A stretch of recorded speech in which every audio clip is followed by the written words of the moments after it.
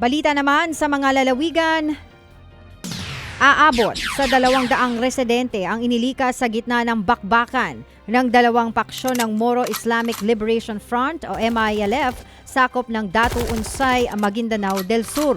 Ayon sa report, pawang grupo ni Panso, mataas na opisyal ng MILF 118th Base Command at Commander Tuga ng 105th Base Command ang nasa likod ng gulo.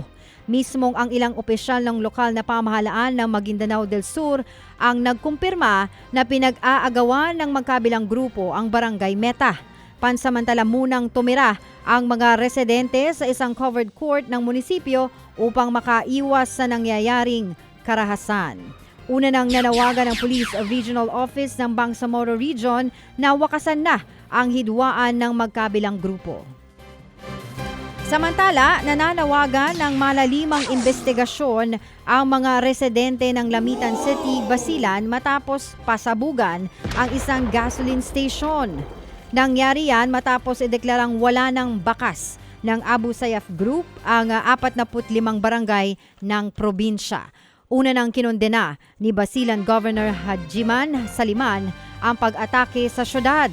Sa investigasyon ng Lamitan City Police, posibleng extortion ang nakikita nilang motibo ng krimen at walang kinalaman ang grupo ng Abu Sayyaf. Inulan naman ng batiko sa social media ang isang zoo sa Masbate City matapos ipakain ang kawawang pusa sa isang dambuhalang ahas.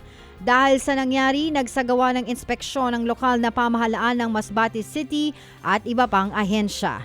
Itinanggi naman ng may-ari ng zoo na si Fructuosa Perez ang aligasyon. Giit ni Perez, mismong ang uploader ng video ang naglagay sa loob ng kulungan kasama ang nakunang ahas sa video. Sakaling mapatunayang nagkasala ay posibleng maharap sa paglabag sa Animal Welfare Act si Perez. Pansamantala munang ipinasara sa publiko ang naturang zoo matapos madiskubring kulang ito sa permit. Nagsasagawa na ng investigasyon ang mga otoridad sa insidente. Ted Filon at DJ Chacha ngayon nasa Radyo 5 92.3 News FM Monday to Friday 6 to 10 a.m.